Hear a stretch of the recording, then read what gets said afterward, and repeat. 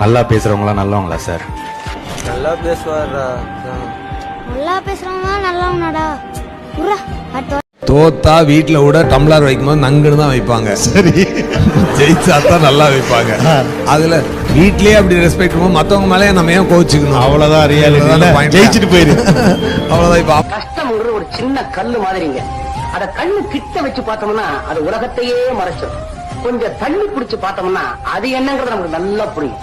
அதை தூக்கி காலு கீழே எரிஞ்சிட்டோம்னா அப்படி ஒண்ணு இருக்கிறதா நம்ம நினைக்கவே போறது. Commitment matters. Whatever you do with your commitment. Because commitment is the charm of life. Commitment வேற, மகிழ்ச்சி வேற இல்ல. கமிட்மெண்டே மகிழ்ச்சி தான். உங்கள் தந்தைகிட்ட நீங்கள் கற்றுக்கொள்ள வேண்டிய மிக முக்கியமான விஷயம் அதுதான்.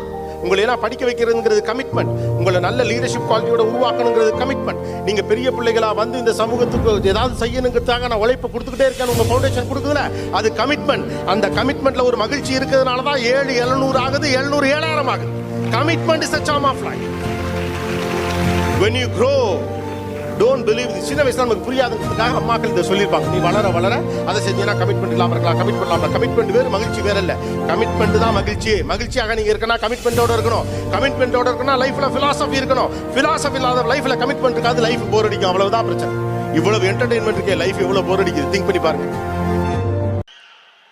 தனித்தன்மையை யாருக்காகவும் விட்டு கொடுத்துறாதீங்க. ஏன்னா இந்த உலகத்துல நம்மளை எல்லாரையுமே வந்து ஏதோ ஒரு ரூபத்தில் யாராவது ஒருத்தங்க ஏதாவது சொல்லிக்கிட்டே இருப்பாங்க. உங்கள் ட்ரெஸ்ஸு சரியில்லைன்னு வாங்க, இல்லை உங்களோட முடி சரியில்லைன்னு வாங்க, இல்லை உங்களோட அது சரியில்லை, ஏதாவது ஒன்று சொல்லுவாங்க. ஸோ என்ன ஆகுதுன்னா, நம்ம மற்றவங்களுக்காக நம்மளை மாற்றிக்கிட்டே இருக்கோம், மற்றவங்களுக்காக நம்ம இழந்துக்கிட்டே இருக்கோம், மற்றவங்களுக்காக நம்மளுடைய பொய்யான ஒரு முகத்தை வெளில கொண்டு வரோம். அதை விட்டுட்டு என்னோட ரசிகர்களுக்கு நான் சொல்கிறது ஒன்றே ஒன்று தான், உங்களுக்குள்ளே இருக்கிற அந்த கேரக்டரை யாருக்காகவும் மாற்றிக்காதீங்க. நீங்களாக இருங்க. தனித்துவத்தை என்னைக்குமே விட்டுறாதீங்க, அந்த இண்டிவிஜுவாலிட்டியை என்னைக்குமே விட்டுறாதீங்க.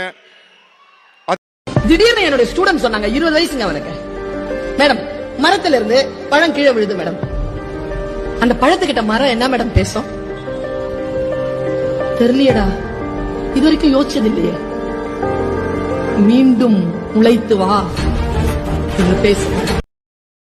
ஒரு 5 வருஷத்துக்கு முன்னாடி உங்களுக்கு வந்து ஒரு பெயின்ஃபுல்லான ஒரு விஷயம் நடந்திருக்கும், நீங்கள் அழுதுருக்க கூட செய்வீங்க. அதுக்கு நான் 5 இயர்ஸ் கழித்து பார்த்தீங்கன்னா அந்த இன்சிடெண்ட் தான் இன்றைக்கி நீங்கள் நல்லா இருக்கிறதுக்கு காரணமான ஒரு இன்சிடெண்ட்டாக இருந்திருக்கும். அப்போது இன்றைக்கி நீங்கள் நல்லா இருக்கிறதுக்கு காரணமாக இருந்ததே அந்த பெயின்ஃபுல்லான இன்சிடெண்ட் தான். நீங்கள் நல்லா, இதனால தான் நம்ம நல்லா இருக்க போகிறோம்னு தெரியாமல் நீங்கள் அதில் அழுதுருப்பீங்கல்ல. கரெக்ட். அப்போ பெயின் வரும்போது இனிமேல் அழுகிறத கொஞ்சம் நிப்பாட்டிக்கிறது நல்லது. பணம் நம்ம கிட்ட எவ்வளவு இருக்கோ அதுக்கு தகுந்த மாதிரி மரியாதை நம்ம கொடுப்பாங்க. பணமும் இல்ல, நம்ம பிரச்சனையில் இருக்கிறோம் அப்படின்னா தெருவில் இருக்கிற நாய்க்கு எப்படி ட்ரீட்மெண்ட் கொடுப்பாங்களோ அதே மாதிரி தான் கொடுப்பாங்க. அதுதான் வந்துட்டு அப்படின்னா ஒரு தன்மான உணர்ச்சியை வந்துட்டு அப்படின்னா தட்டி எடுக்கும்.